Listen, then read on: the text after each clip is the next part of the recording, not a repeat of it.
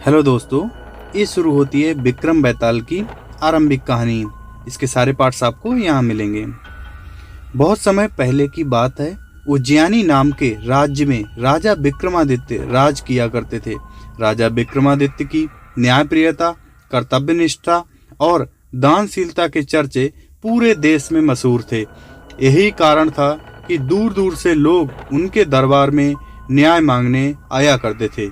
राजा हर दिन अपने दरबार में लोगों की तकलीफों को सुनते और उनका निवारण किया करते थे। एक दिन की बात है, राज दरबार लगा हुआ था। तभी एक भिक्षु विक्रमादित्य के दरबार में आता है और एक फल राजा को देकर चला जाता है। राजा उस फल को कोषाध्यक्ष को दे देता है और उस दिन के बाद हर रोज वह भिक्षु राजा के दरबार में आने लगा। उसका रोज का काम यही था कि वह राजा को फल देता और चुपचाप चला जाता। राजा भी प्रत्येक दिन भिक्षु द्वारा दिया गया फल कोषाध्यक्ष को थमा देते। ऐसा करते करते करीब 10 साल बीत गए थे। एक दिन जब भिक्षु फिर राजा के दरबार में आकर फल देता है तो इस बार राजा फल कोषाध्यक्ष को ना देकर वहां मौजूद एक पालतू बंदर के बच्चे को दे देते हैं। ये बंदर किसी सुरक्षा कर्मी का था जो छूटकर अचानक राजा के पास आ जाता है। बंदर जब उस फल को खाने के लिए तोड़ता है तो उस फल के बीच से एक बहुमूल्य रत्न निकलता है।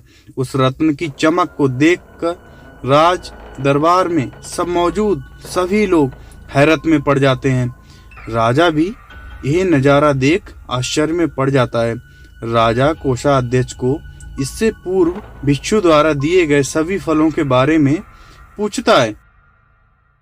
राजा के पूछने पर कोषाध्यक्ष बताता है कि महाराज, मैंने उन सभी फलों को राजकोष में सुरक्षित रखवा दिया है।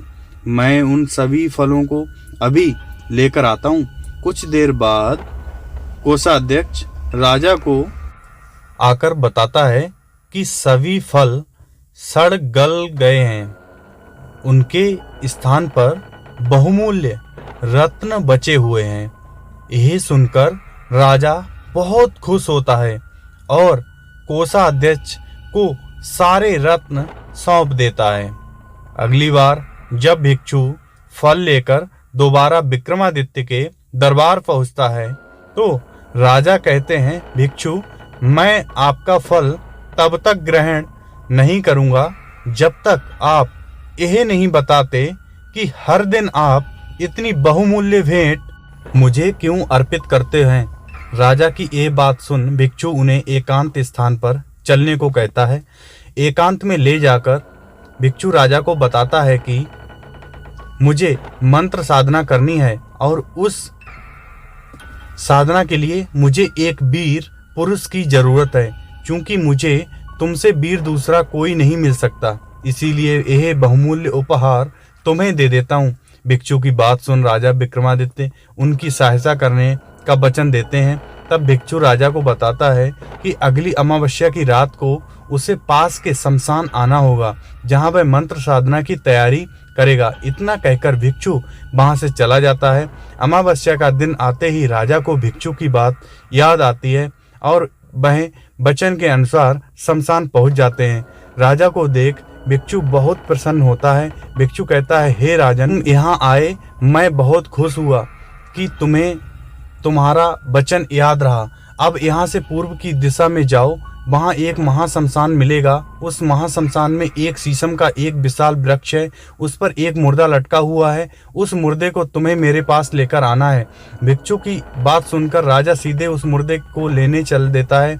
महाशमशान में पहुंचने के बाद राजा को एक विशाल शीशम का पेड़ एक मुर्दा लटका हुआ दिखाई देता है।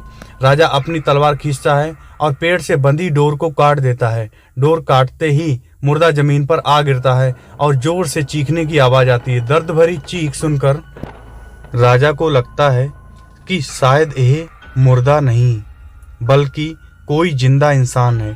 थोड़ी देर बाद जब मुर्दा तेजी से हंसने लगता है और फिर पेड़ पर जाकर लटक जाता है तो विक्रम समझ जाता है कि इस मुर्दे पर बैताल चढ़ा है। काफ़ी कोशिश के बाद विक्रम बैताल को पेड़ से उतार अपने कंधे पर टांग लेते हैं। इस पर बोतल बैताल विक्रम से कहता है, विक्रम मैं तेरे साहस को मान गया, तू बड़ा ही पराक्रमी है, मैं तेरे साथ चलता हूँ, लेकिन मेरी एक शर्त है कि पूरे रास्ते में तू कुछ भी नहीं बोलेगा। विक्रम सिर हिलाकर हाँ में बैताल की बात मान लेता है। इसके बाद बैताल विक्रम से कहता है कि रास्ता लंबा है, इसीलिए इस रास्ते को रोमांचक बनाने के लिए मैं तुझे एक कहानी सुनाता हूँ।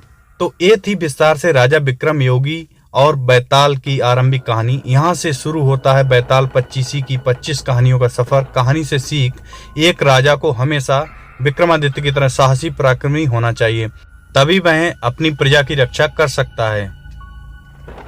Thanks for watching this video. यह विक्रम बैताल की आरंभिक कहानी थी। उसका नेक्स्ट जो पहला एपिसोड है उसको देखने के लिए बने रहें, अगली वीडियो में मिलेंगे। तब तक के लिए like, subscribe and share, and thanks for watching. Bye, take care.